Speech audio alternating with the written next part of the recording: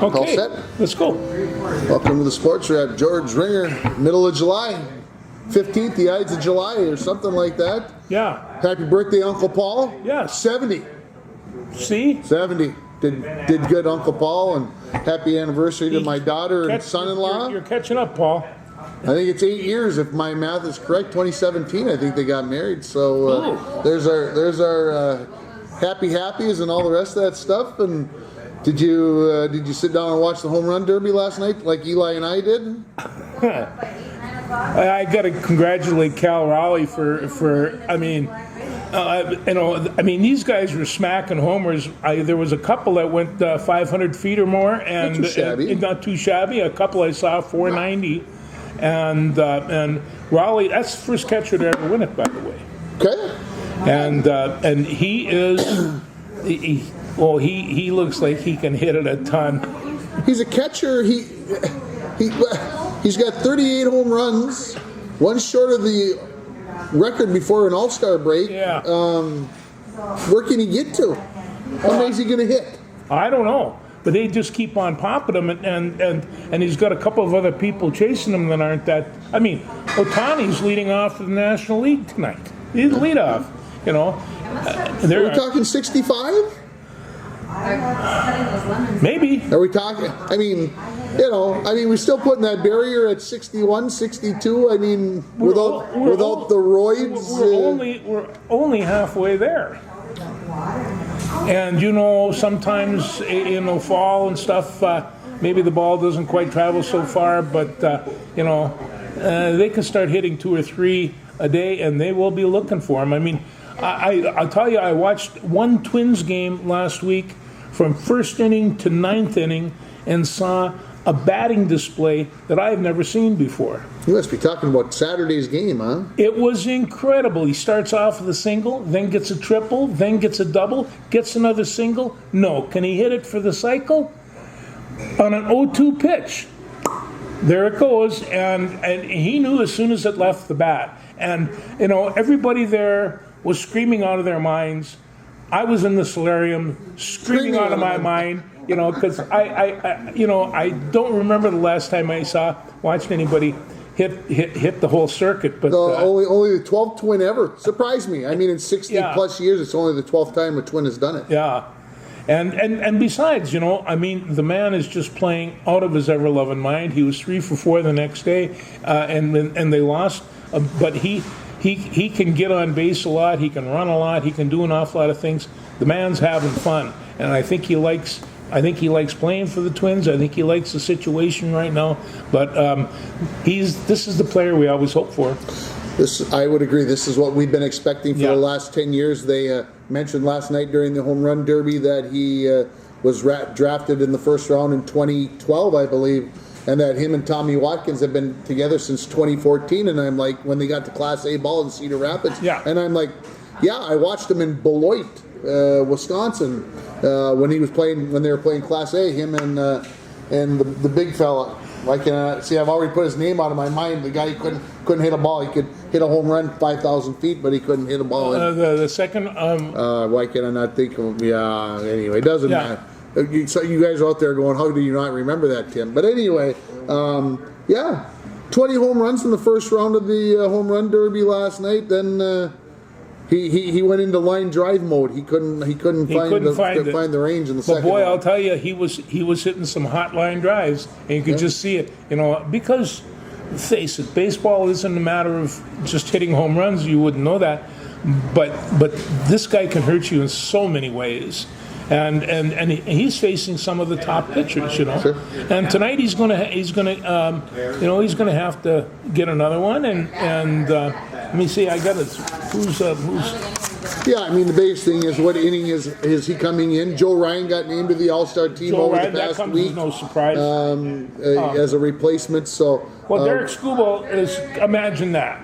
He'll pitch he might pitch 2 innings. One inning and then probably all depends upon how many pitches he throws in the first inning. Detroit will make the decision from there whether he's throwing any more or not. And Paul Skeens, he makes his return from last year, and he'll be trucking for the National. I think last year about this time I probably said something to the effect of, will he wake up and do what he does again next year? And he's done that. So obviously he's the real deal. He really is the real deal, and Buxton's the real deal. I suppose Ryan will pitch an inning or thereabouts, but I bet he doesn't get the pitch. I'm going to go out on a limb and say Joe Ryan doesn't get the pitch because they're going to be saving somebody in case he goes to extra innings, and they're going to have somebody on ice and sees how he was the last one. He's going to be the last. Yeah, maybe not. That's just a prediction. They've got to save some pitching. There's going to be pitchers who aren't going to pitch tonight. You can't be negatory on this one. So I'm not being negative on that. Yeah, we're going to just say Ryan will pitch tonight. That's kind of the way I feel. No, did you see any of that tennis stuff at Wimbledon? I did not see any Wimbledon over the weekend. I was very, very busy siding a house. Well, your friend Sinner, he came back and won his match against Alcaraz. Why did it start so late? What was going on? What happened? I haven't read a paper. I have been out of the loop. It might have had something to do with the heat. It was really, really warm. And they didn't want to close the roof, so they delayed this. Because, it was supposed to start at 8:15 our time, and I got a notification that the second set was over at noon. And I'm like, well, I know these guys can play a long time. These points can take forever. Yeah. But that's 3.5 hours or 4 hours. And they started it before because I looked and I watched a little bit of the pre-match show, which was about an hour and a half long. And so I knew that they were starting about noon. That's fine. No, I'll be honest. I was very surprised. Alcaraz was the two-time defending champ at Wimbledon. I expected that Carlos would win it when they came down to those two. Obviously, Djokovic ran out of gas against Alcaraz in the semis. I did get to watch a little bit of that. Oh, I've been telling you all along, generational change, because Djokovic is one of the best ever, and at the end, and it's a long tournament for this guy, and it's they talked about whether is this the end, is this the final go through for him, and I say no. I don't think it will either. Too much money involved, and he can still play. And he can still play. He's getting to the semis. It's not like he's losing in the quarters or something. And every person knows. We've watched Roger and Rafa, the two other big three guys go down in the last few years, and they just they didn't go just away either. The injuries was for Rafa, and they were talking on Friday. Is he injured? Is he just doesn't seem to be going as hard? Is he tired? Is he injured? Is it whatever? He's 38, and he's 38. The fatigue recovery doesn't come as easily anymore. That makes 7 majors in a row that Alcaraz or Sinner have won. So the Federer, Nadal, Djokovic era is definitely over. The question is, can anybody else get into that top 3 right now? And Medvedev lost in the first round. The Americans showed well with Taylor Fritz and Ben Shelton getting there, but right now this is we're going to go through I believe we're going to go through a year's period of time where Alcaraz and Sinner are going to be the champs. I'm just taking a look at where Alcaraz and Sinner are at. They're a few years older than Sheldon and the rest of these, and those guys, that's the experience that they're going to get. But when they have specific skills like being able to launch a serve the way they can, they are going to somewhere along the line have an opportunity to beat these guys. And so I think that there are people coming up that can. They're just not there now. Yeah, it's going to be tough to pick them up because Taylor Fritz played played Sinner in the semis, and they were talking about that he maybe played the best tennis that he possibly could the first 2 sets. Yeah. And had lost, was 1-1. And they were saying they don't know if he could play overall. Can he play a better 4-set match than he did and still lost in 4 sets. I mean, it's scary to think that he could be playing his best tennis that he possibly can. And this is in the semis. As this is in the semis, and it's not even good enough to take more than a set. So it's really it's tough go. It's a tough go. I was shocked at the women's score. The double bagel. Obviously, the American. I don't know if she ran out of gas or if Swiatek played that well, went out of her brain. Well, we know Iga can play well. She has not played well on grass for years, but finally pulled it all together as a number 8 seed, came through and won it. But like I said, when I saw the double bagel, when was the last time anybody from Poland has won at Wimbledon? It's been a while, and so it just. I don't know if anybody ever has. It's been a long while. I don't think anybody ever has. But to win it in that fashion was absolutely stunning, shocking to me. So where do they go from here? Well, they head to the U.S. Yeah. The hard court season will be upon us, and they'll be playing in the likes of Atlanta and Cincinnati and Washington, D.C., and all over the place, heading for New York last week in August, sandwiched around Labor Day. And like I said, I'm just going to say it this way, fully expect Alcaraz and Sinner to be in the final again. I hate to say that, but it's like a foregone conclusion. Obviously, Shelton and all the Americans playing at home. You can move over to the women's side. Does Coco Gauff recover and play well? Danielle Collins, Madison Keys, Anisimova, all these women on the American side who were ranked, seated in the top 13 at Wimbledon.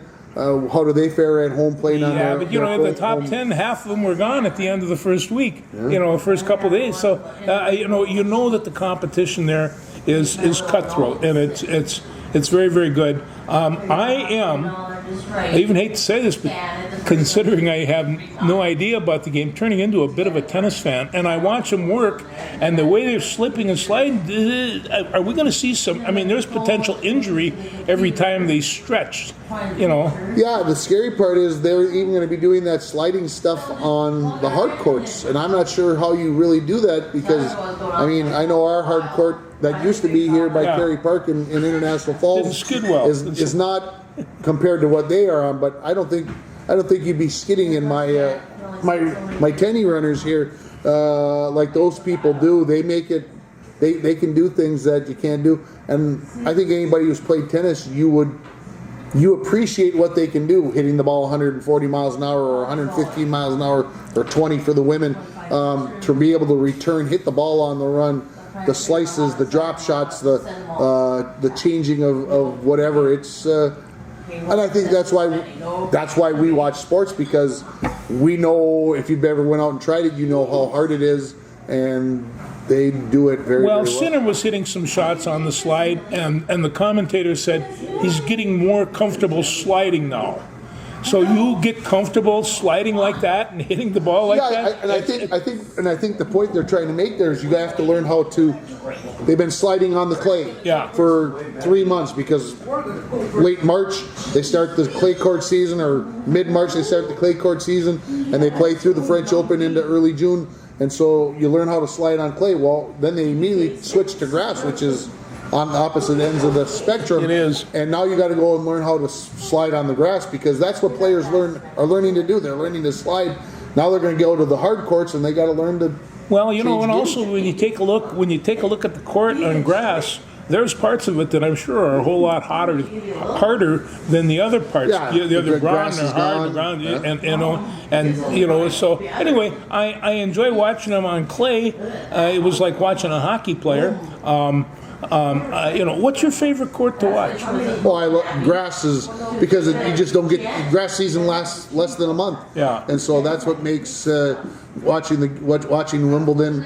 And I guess it also has something to do with the fact that when you're 9 years old or 10 years old, and they've got breakfast at Wimbledon on NBC, and it's really the first time that you watch strawberries and cream, and they're stealing your cartoons. And so you learn. They start talking about. Well, you've got Bud Collins with the colorful clothes that he used to wear and come on, and Dick Enberg and everything else, and it was it was like a patriotic duty to watch Wimbledon. That's what you did on a Saturday and Sunday morning. And it was the only tennis you really got to watch other than that or the U.S. Open. Seriously, that's all the tennis you saw on TV. And so, So I got the 2 tops. yeah, I've been watching Breakfast at Wimbledon for 45 years. Johnny Mack came around in 79, 80, him and Bjorn Borg, and it became must-watch TV at that time. And I have to say, Breakfast at Wimbledon, not this past weekend, obviously, as I mentioned, was not must-watch TV because it was must-work. Well, I love McEnroe, so we'll skip right there. Anyway, where do we go from here? Well, I was looking at the standings in the baseball, just to go back to baseball for a second. The Twins are in second place. They are. They're 11 and a half games out of first place. Detroit has the best record in baseball at 59 and 38. But if you look at the other races, Toronto in the American League East is up only 2. Houston's up 5 in the AL West. Philadelphia is up a half a game in the NL East. The Cubs are up 1 game in the NL Century, and the Dodgers are up 5.5 in the NL West. The division that I said in March would maybe be the most competitive, right now theoretically is the least competitive, at least between first and second. But second, third, and fourth place are only about a game apart. Nah, in the they're AL tight. Central, They're going to be tight all year too. People are still Twins going at to be. 47 and 49. If we would have went back to March 15th, March 25th when we did this, I said they probably are going to win 83, 84 games. Somebody go look it up. There's an old show back there. No, I'm kidding. But that's about what they're on pace to do. The second half of the schedule is going to be a lot of home games.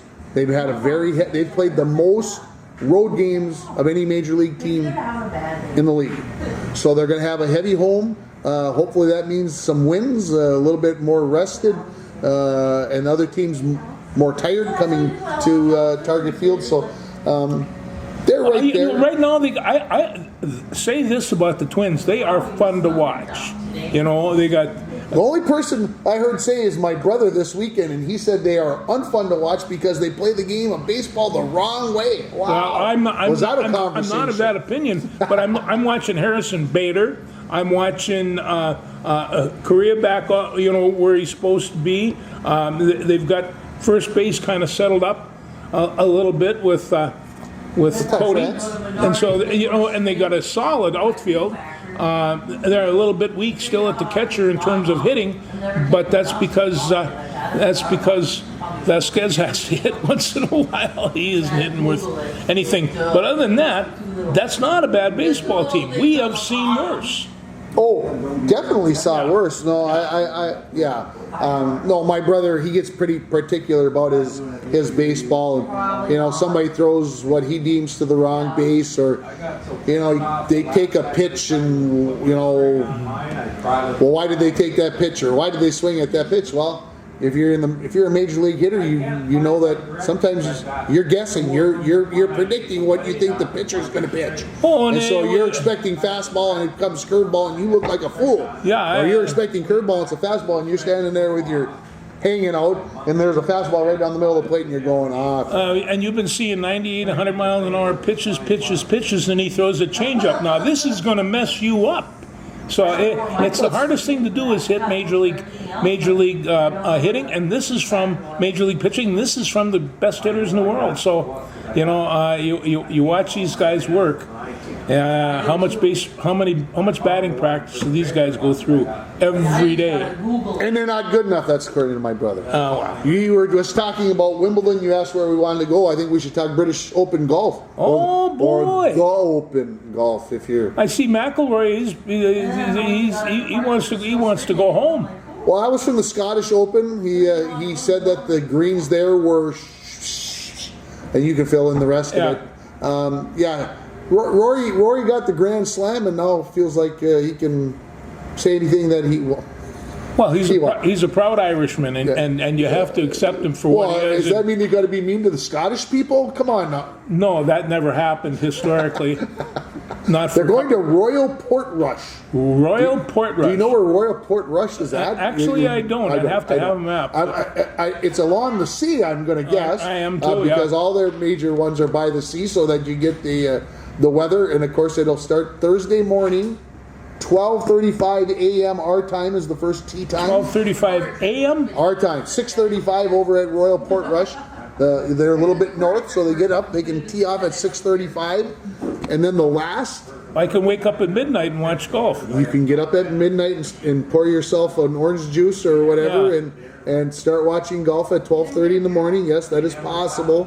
I don't recommend that myself. No, my but, wife would put me away. But yeah, I mean, it's going to come down to Sunday afternoon, and I'm going to be at the Rainy Lake North Stars game with this on my phone to watch the final holes, because it's going to come down to one day you're going to have a torrential downpour with the wind blowing about 96 miles an hour, okay, 35 miles an hour, and the ball is going to be going all over the place, and they're going to be in big, deep pot bunkers. I don't even know if Royal Portrush has those, but they They do. They put bunkers in there like you wouldn't believe. I think if they want to save it for in case there's another war, then they can hide in the hole. hide in there.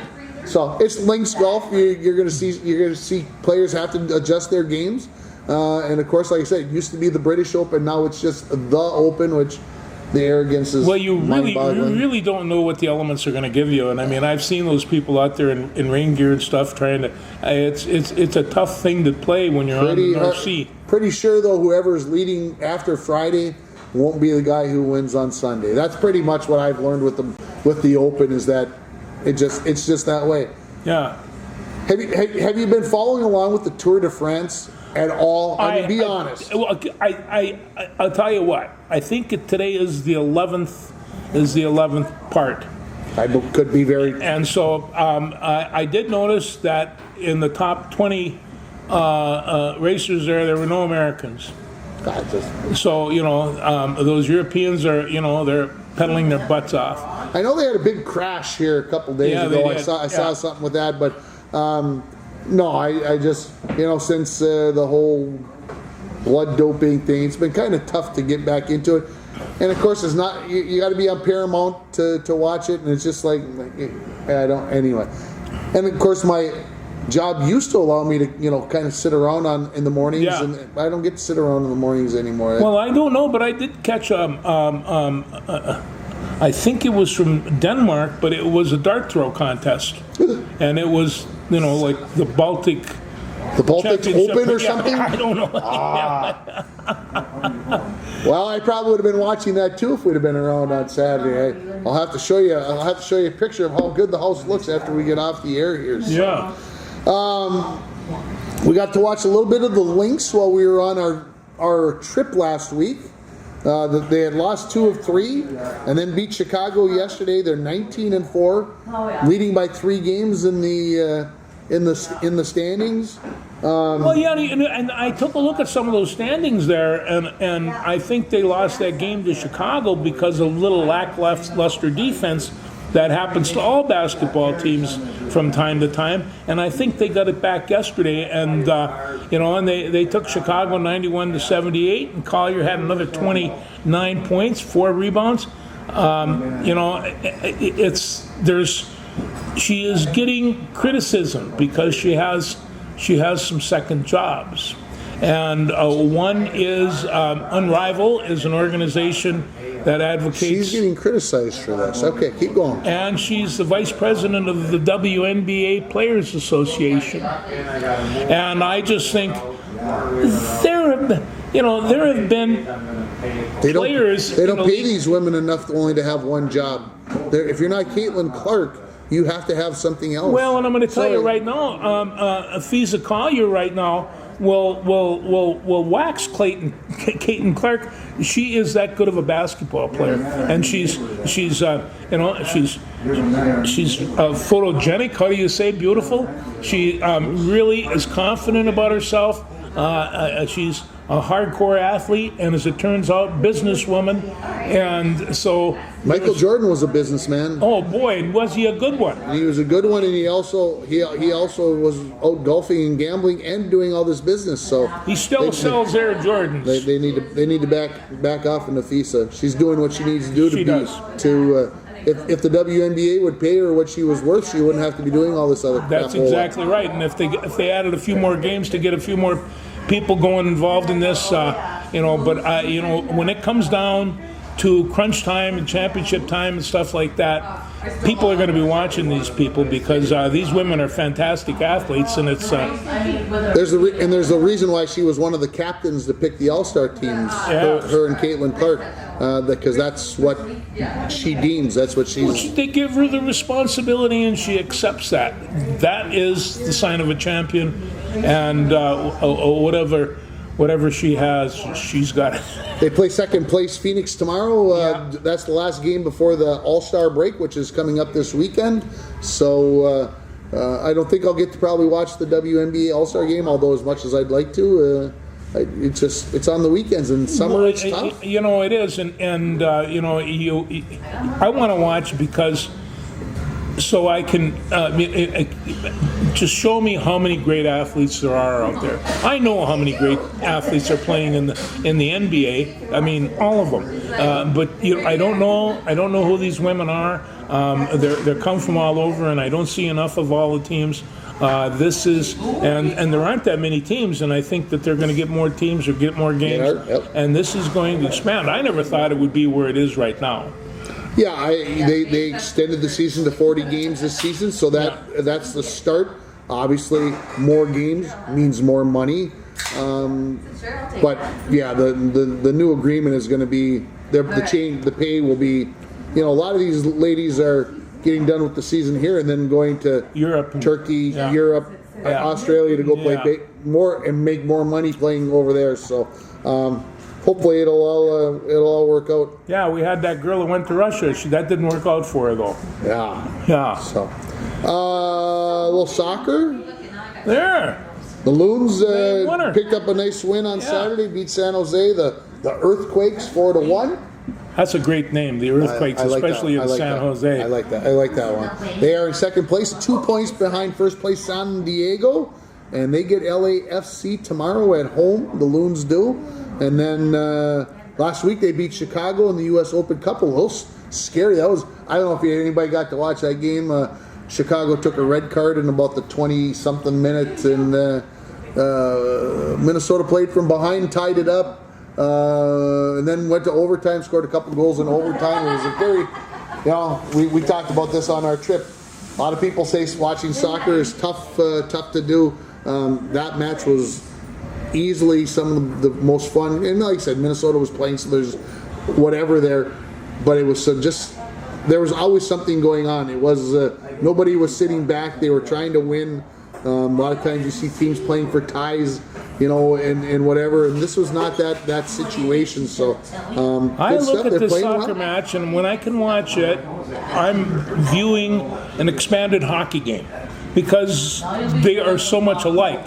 Sure. And when one team holds the other team in their end zone for long enough, chances are they're going to score. And so there is not only a defense about it, but there's a breakout phase, just like hockey does. They got to break that thing out, not only to give their goalie a rest, but to get an opportunity to score themselves. And some of the games you can pick out, geez, they're up 1-0. But the other team hasn't kicked the ball offensively in 20 minutes. It's So I'm picking it up. It takes a little while for. There's some finesse to it. There is some finesse to it. Certainly is. Do you realize that NFL football camp starts in like 10 days? I did. I wasn't going to bring it up. I knew you would. No, it was. It's going to happen, and it won't be long before. They're playing the Hall of Fame game, and no, football's here. Every day I'm getting a report from PJ Fleck and the Gophers and the NIL money, and it's just like, if you've got an extra $20,000, why don't you ship it down to Dinkytown Sports, because that'll all go to the athletes. I'm not either. But yeah, it's necessary. You want the Gophers to be, send $20 if everybody sent $20. No, and the other thing is I'm getting reports about the basketball coach Medved, And he is supposedly setting the Big Ten on fire with some of his recruitments. And so he's... Because? I think that he has charisma, and he has as much charisma as the rest of those coaches. With charisma, with a 6'10" center, you might have something going for you. Well, I saw a picture of him on X yesterday. Must have been yesterday. He was with the old Gopher coach, Tubby Smith. Tubby in a wheelchair. Oh yeah. Looking a little old, and not that he isn't. And anyway, I just saw a picture that you made me think of that. So yeah. I remember when they got Tubby, and we all had a sigh of relief. And it was just, my favorite coach of the whole bunch was Jim Dutcher. I'm not sure how good of a coach he was on the court, but boy, when it came to X's and O's, he could diagram, he could tell you stuff, he could see stuff. And I went to one of his lectures one time, and I just thought I could have played for Coach Dutcher. He's a really great guy, and his kid still is. So that's for sure. Yeah. Football still, CFL. Boy, it's everybody's good out west. Calgary 4-1, Saskatchewan 4-1, Winnipeg 3-1, and Winnipeg takes on Calgary on Friday night in Winnipeg. Winnipeg has 8 straight sellouts. That's significant. Winnipeggers know how to party, and they like to party, and they turn that. I watched them on TV. They're having fun. So it would be great to be in Winnipeg on Friday night. I don't think I'm going to get there, but anyway, that's going to be for first place in the West, and like I said, there's some good teams out there. Think about this. This is already going to be week 7. In the Canadian Football League. Well, we're getting through July quite quickly. That's kind of crazy, but hopefully Friday night maybe I'll be able to sit down and watch a little football. Scratch that itch, as they say. I was watching the last game, and when you've got 2 wide receivers in motion, and I kept on thinking, okay, you're the cornerback coach. How do you coach that? And it's just like, talk about absolute nuthouse when they're back there and they're running around. And so I can't believe, now I know why they do that, because it can really confuse the defense. And so it can really confuse, and they can go and motion across, and even the ends can slide on. They can go and motion along the line of scrimmage. It's crazy. It is really a dance more than anything. It's fun. As long as we're talking, go ahead. I was just going to say, I wish the NFL would adopt, and I've said this before on the show, I wish they would have the punt returns. You got to let the guy field the football and let him return. Yes. I think it would be awesome. I know everybody likes them hits when the ball just hits them and the guy no. We're trying to take these dangerous plays out of there, and we are hanging these punt returners out to dry. I want to see somebody return punts. We had a guy. I want offense. We had a kid in our football team many years ago. One of my wrestlers, Stevie Boyam. He went out his senior year because he could really run. He was quick. He only weighed 135 pounds, soaking wet, and he never fair caught a punt. And I says, Steve, you can raise your arm up and then they can't hit you. He says, I'm not playing football to take a fair catch. And you have to have kind of that attitude. And I mean, there would be people that would be a step away from him, and he would not put up that arm, and he took it. Sometimes he took the hit, not often, because he's kind of slippery and they're hard to hit. So, but I love that attitude. I don't mind punts as much as kickoffs. That's a little bit different deal. Punts, number one, you don't have 11 people generally hitting you all at once, because a lot of them are stopped at the line of scrimmage. So there's a couple down there. On a kickoff, man, you got the whole crew coming down and they're bearing on you. So it's a lot more dangerous. Although I can't say that I like the kickoff rules that they have anymore either. So, I think they're going to do one more year, and then we'll probably see a change. Then you'll probably see a change. Well, we'll see what happens, but it'll all be about what the report says about safety-wise. It will. It will. It will. Anyway, remember a guy named Teddy Bridgewater? I do. Go ahead. Tell the story, because he's banned from coaching down high school in Miami because he was providing players with financial benefits. And Food. I don't know. That's what foods and rides home, and one other thing that was so minor that it was laughable. Well, I could see what it might have been suspended, banned. That's what I'm saying. That's why it's laughable, because we know that his name. If this is not Teddy Bridgewater, if this is you doing what Teddy Bridgewater did, everybody does this. Yeah. But because Teddy is an NFL football player and he's famous and whatever else, we're going to go after him. Okay. That's what I think happened. I don't have any proof to that. That's what my liver is telling me, folks. And I listen to my liver every once in a while. I don't. Anyway, now one other step is the SEC and the Big Ten have been meeting in terms of money. Yeah, well, of course it's money, but it's the playoff system, and they want to decide whether or not to. I guess they're the powers that be that are going to decide whether or not they're going to have 12 or 16 teams, and the SEC.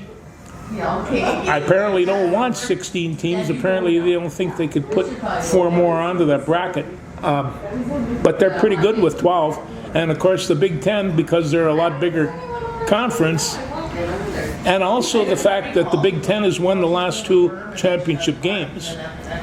I'm going to give my full opinion on this. All right, as long as because that's what we're supposed to do. That's right. Here's my deal. If I'm one of the top 4 teams, I think I've earned the right to have a week off. That's the reason why I believe 12 is the right number. 16, then everybody's got to play that open weekend. I understand that's more money, but think about that now. You're going to have to put 8 games on.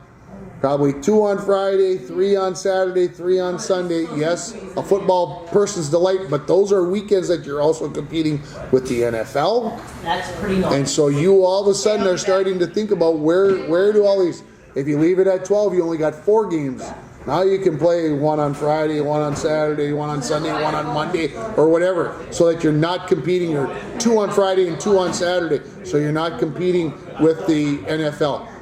To me, that's smart.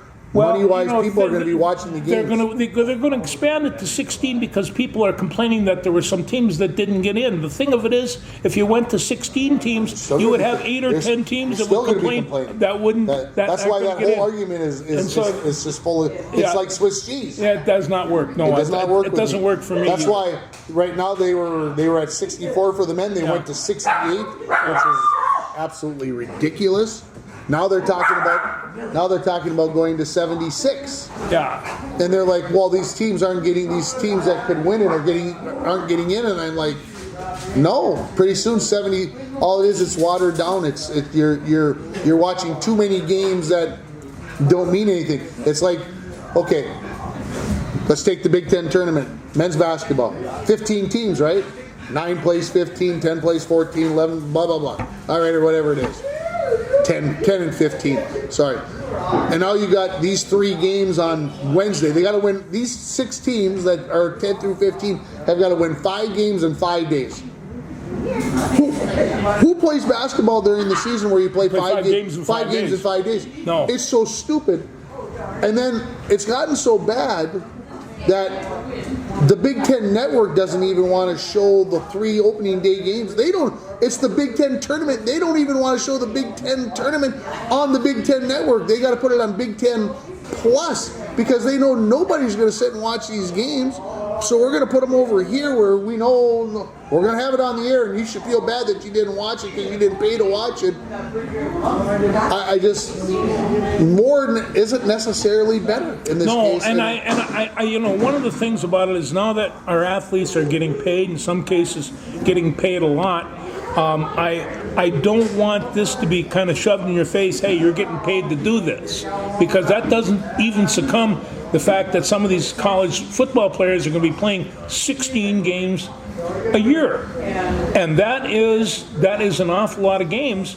Considering, I don't know that we can say. Considering that you're going to school, supposed to be going to school. Yeah, a student-athlete type thing is getting a little bent there, but it's one of those things. These are things with the money that they're going to have to sort out, and that includes the size of the tournament, how many teams you're going to have, and primarily in football and basketball, because that's your revenue, and it's. Well, and I understand. I mean, you probably, I think, said the number. I think the University of Minnesota is going to be short $8.5 million. Well, where are you going to make that up? TV. More games. Yeah. That's how you make more That's how money. you Is make- you play more games, you have more teams in the tournament. If you have 76 teams in the men's basketball tournament, it means you're probably going to have 76 in the women's basketball Wow. tournament. Means more TV exposure, more money from TV, and so now you can cover those And costs. also the fact, but it never ends. when the basketball teams in the barn, they have to have more than 6,000 or 7,000 people there. They have to have 10 or 12, and otherwise they're just not going to generate the kind of revenue that they have to generate. So, and they're just not getting that right now. And so, how do you get that kind of crowd? Gotta have one. You win, got to baby. have a good team. Gotta have a And good this team. is Or you gotta have a Deion Sanders type coach who, Oh, that was horrible. But we can get to that. Anyway. Anyway. Anything else sports wise? Well, not. I just want to talk a little bit about the TV show that I saw. But other than Yeah, that, tell me about the TV show? Sure. Lit by Lightning. Lit by lightning. This was on the History Channel, and this is the history of Jim Thorpe, and they went through his whole life on this. It's a 2-hour show. And, I watched this, and I've read books about Thorpe, and I've known a lot about, he was off the reservation, the Saxon Fox in Oklahoma, and he was an outstanding athlete, just running around chasing buffalo and doing all kinds of things that indigenous kids did down in the prairie of Oklahoma. But he was just a few years, he was born about the time of Wounded Knee.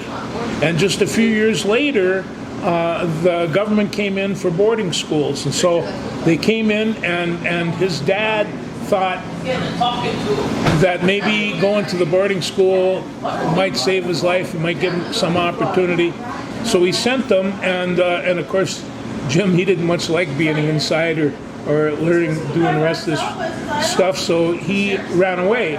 And his dad kept on taking him a little further away, and Jim Thorpe wound up in 1904 at Carlisle Industrial Indian School in Carlisle, Pennsylvania. Now, one of the guys that was at Carlisle was Pop Warner. We all know Pop Warner for having Pop Warner leagues and all the rest of this, but this guy was the coach at Carlisle. He coached everything, and the first thing that they found out was they were having some high jump competition, and Jim Thorpe, they couldn't reach the bar, and Jim Thorpe in his overalls cleared it easily, and Pop Warner thought that it would be best if he got this guy in his track team. But they really had no idea what he was equipped to do. He left Carlisle for a couple of years and went to work on basically an industrial farm to learn a trade, break horses, farm, do all the rest of this. He came back. He was a changed man. When you see pictures of him, he is a big man. He's 6'3". He's 220 pounds or thereabouts. He not only could run incredibly fast, he could pole vault 10 feet. He could high jump 7-8 feet. I mean, this guy was over 6 feet anyway, and he could do it all. And they were just kind of surprised by this. And then he finally talked Pop Warner to let him play football, and they played a number of really good schools. Carlisle was one of the best schools in the country at the time, and they played Army and beat them. This was like in 1912. I won't even get into the Olympics yet, but 1912. On the Army team was General Eisenhower, General Keyes, General Gibbon. There was all kinds of people on there that were top shelf World War II generals, including future President of the United States. And Eisenhower wrote in his book that they tried to put him out of the game, put Thorpe out of the game. Thorpe was just running them all over, and they made a plan how they were going to put him out, and they couldn't do it. He broke through, knocked them both on their keister, and went for a 50-yard touchdown, and went on to beat Army. Army was shocked, and then they went on to beat Harvard, which was the #1 team in the country, and they basically did the same thing there. He went on to play football for many, many years in college, and I'm not sure that they started, but I think the first game he played in 1907, in 1912 and 1913, he was still playing for Carlisle, so I don't know how many years they were able to utilize that. But he did go to the Olympics in 1912 in Stockholm, and he was going to play in the pentathlon, compete in the pentathlon and the decathlon, and he won them both. He not only won them both, he won them by a long shot. He was in first in all the pentathlon, save one. The decathlon, about 3/4 of them, and he won. And it was this is where he met the King of Sweden, and the King of Sweden said to him, I'm not sure this is true, but the King of Sweden said to him, Jim Thorpe, you're the greatest athlete in the world. And Jim Thorpe looked him up in the eye and says, thanks, King. Now, he denies that he ever said that, but this might be something that he just came out with. Sure. And it's, but going back to that Army football game, I just remembered Pop Warner told his team, all Native Americans, that these guys out there, their fathers, were the ones that butchered their families on the prairie during the war, and told them, here, these guys were at Wounded Knee, and he goes on and on and on. Well, that's highly unlikely that was ever there, but that didn't stop Pop Warner from using that as a motivation, and he says the first half was just all Carlisle, and Army really never got off the ground. But they, at the time, would use incredibly indiscriminating names like Carlisle, Scalps, Penn, and it's just like this whole Native American thing, in fact, when they beat Harvard a little bit later, the front page was Thorpe beats Harvard, and it's just like, so everybody knew that this guy was the best athlete in the United States and the best athlete in the world, and everybody loves him except for Averill Bundage, and Averill Bundage was also a decathlete in the 1912, who came to be the head of the Olympic Committee, and he was not a particularly nice man, but he was the one that was responsible for Thorpe losing his medals, and it was just like, and there were so many people that even at the time knew that this was wrong. The guy that was second in the decathlon wouldn't accept it. No, Jim Thorpe won this medal. I won't take it. But he went on to play 6-7 years of professional baseball. He played with the Canton Bulldogs for a number of years. And there is a reason that the Hall of Fame is in Canton, Ohio, sure, because that's where they came.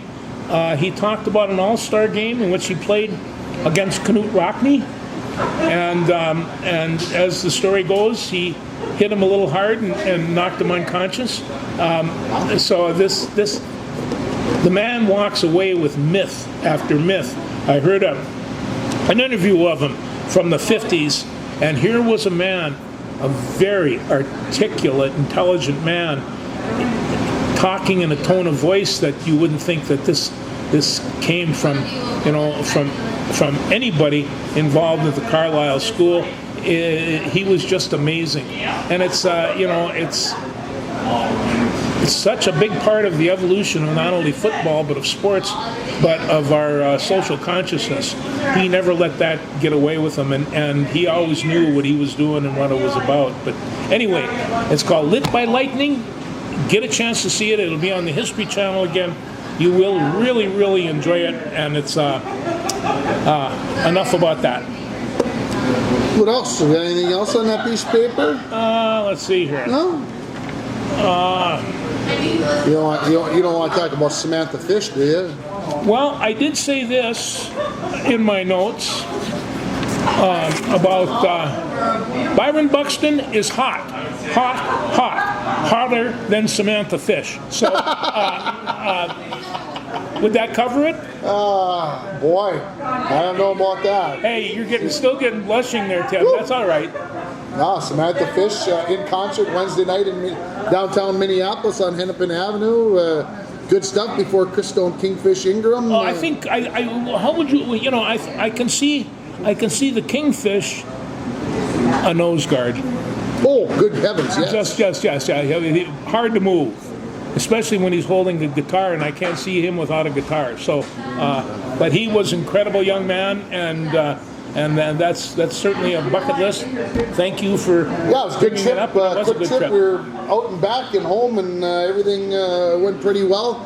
And we had a good meal at how do you say Kramarchik's? Oh yeah, Kramanchik's, yeah. Good stuff. It was good stuff. A little Ukrainian food, a good Ukrainian beer. Highly recommended stop down on Hennepin Avenue. Hennepin Avenue. Just one kind of note here. All you former Bronco wrestlers, there is going to be a wrestling reunion. Now listen up. I know you guys don't listen well. On August 15th, it's a Friday, and it's going to be at 6 o'clock at night. There's going to be, from top to the bottom, I was on the first wrestling team, so I get to be first, but there's going to be years and years and years of Bronco wrestling. Come out and see your friends, and get the word around to any guys that you might know. So I'll repeat that somewhere along the line. Yeah, we got a couple more shows before then. Yeah. I suspect we'll talk a little bit more about that as we get closer, but people need to start making plans. They do, because a lot of them have to come from far away. You might want to start building the ark just in case if you live in northern Minnesota, and even in central Minnesota. I heard my wife drove from the cities today, and she said the ditches are full of water. As you come home from down south, they are filled with water. So the amount of rain overnight just seems to be crazy. And a lot of flooding going on. New Jersey and New York took it last night, and it's just stay dry and stay high on the hill. Stay high on the hill. There you go. Yeah. So, all right, we'll talk to everybody next week. Next week. Thanks.